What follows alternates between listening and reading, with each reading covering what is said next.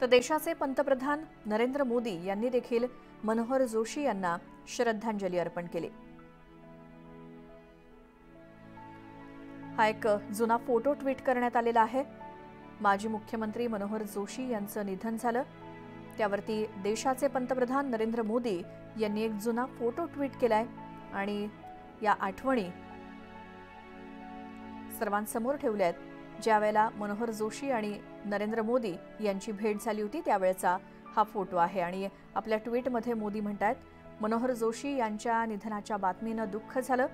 ते दिग्गज नेते होते ज्यांनी लोकसेवेत वर्ष घालवली।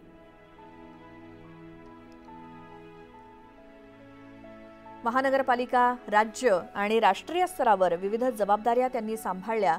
महाराष्ट्राचे मुख्यमंत्री म्हणून त्यांनी राज्याच्या प्रगतीसाठी अथक परिश्रम घेतले। केंद्रीय मंत्री म्हणूनही त्यांनी उल्लेखनीय कार्य केलं। लोकसभा अध्यक्ष म्हणून आपल्या कार्यकाळात त्यांनी आपल्या संसदीय प्रक्रियेला अधिक गतिमान आणि सहभागी बनवण्याचा प्रयत्न केला।